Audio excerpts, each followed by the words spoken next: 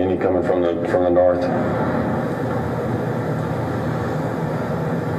So this is on February 16th. This is the fourth day that we had that ongoing. Again, you can see from the wet area on the pavement, most of them are going south over to that three-way stop.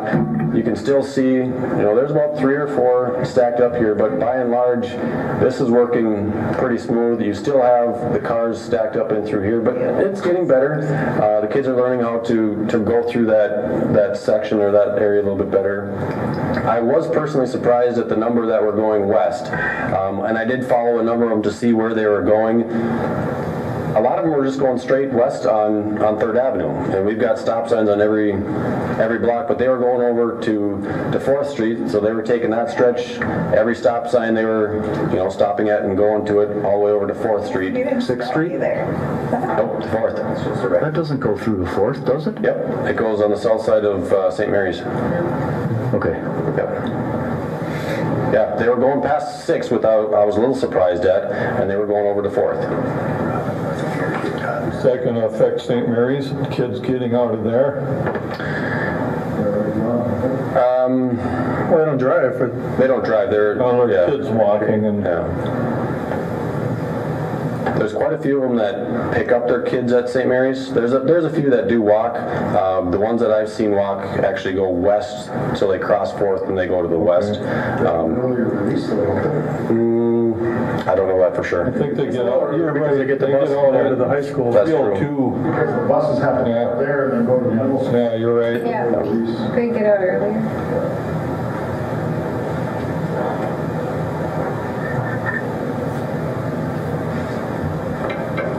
Parking lot does clean up a lot quicker. Yeah. Oh, this is just later. There's still some lane.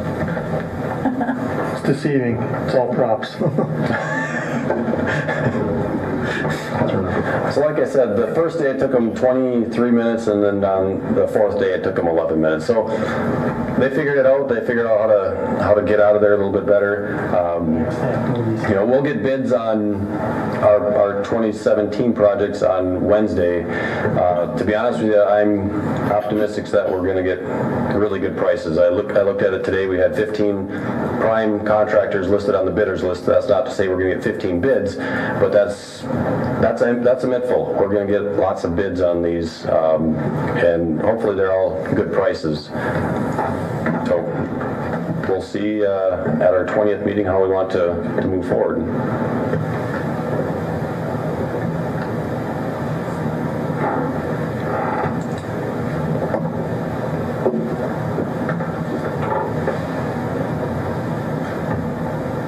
So I guess any questions about the one-way and how that would work, or how this would go if we move forward with that? I know we can talk more about it at the 20th meeting, but I figured if we got some time tonight with the aerial imagery here, we can kind of go through that.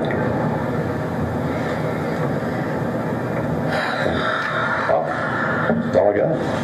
So the letter we got here from Mr. Jones looks realistically like the school ain't all that in favor of a one-way 24/7, 365. Correct. Which, I'll be honest, surprised me a little bit. I've had close to half a dozen meetings with them, and at each meeting they had indicated that they were on board and in favor of this.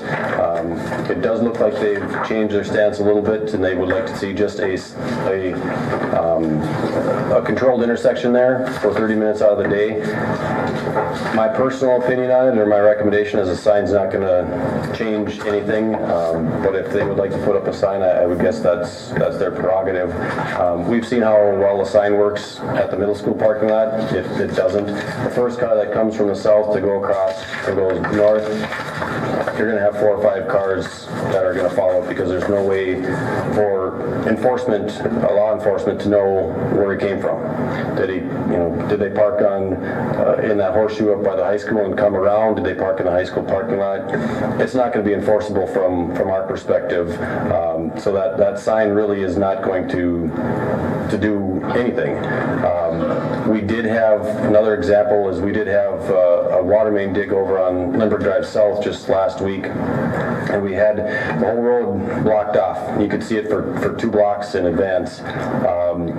And this was a young driver, I think he was 16 or 17 years old, inexperienced, just like the high schoolers here.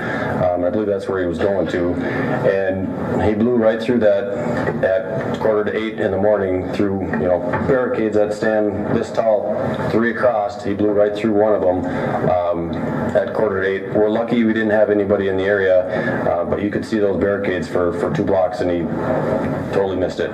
So if a sign is, I'm very doubtful that's going to work, but if that's the route that they want, obviously we want to work with the school and kind of in conjunction and cooperation with the 9th Street. And if that's the route that they so choose, then I guess that's the position that they're taking. And as a council, I think you have to listen to it. I mean, they're obviously half of the property along there. It's still my recommendation that the best route for that, if you want to have a safe zone for the school and to improve the traffic, both here and up there, a one-way would be the route to go. But I also understand your decision and the things you've got to weigh in when you're making those decisions. Well, thing is, it's a $500,000 experiment. True. If a sign works. If the sign solves 90% of it, if we get 90% of them to turn left out of that school. I don't think you'll get 90%. I think you'll get a 10. Wheel a gate out there every day. They could. Put a power one in that. There you go. Rolls out. Construction just.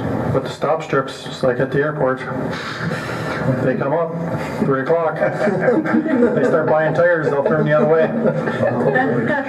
So figure it out. You can't have guns in town. I know.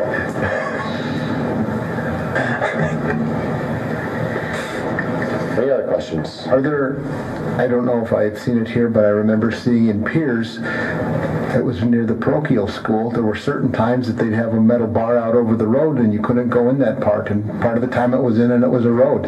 Is that something that the school took care of it? Is that something that they could do? Lincoln School's got it. Lincoln I mean- School blocks up the street. Why can't they do that at 2:30 and take it down at 4 o'clock or whatever the time they need? I think that's what I just said.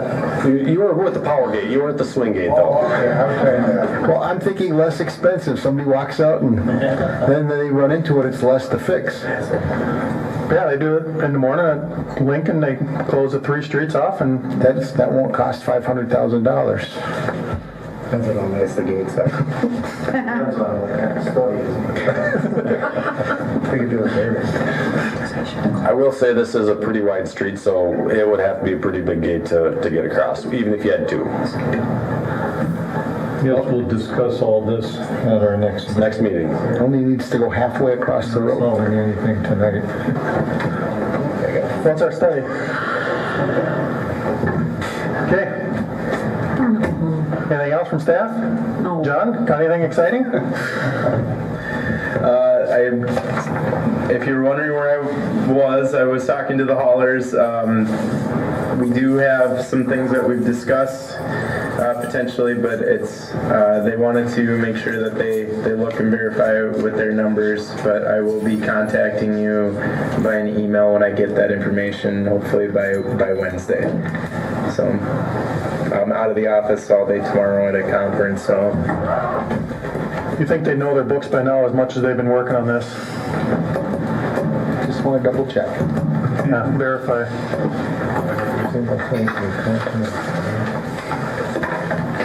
Anything else from staff? I've talked enough. Council got anything? No. 9:17, we'll adjourn. Poor thing.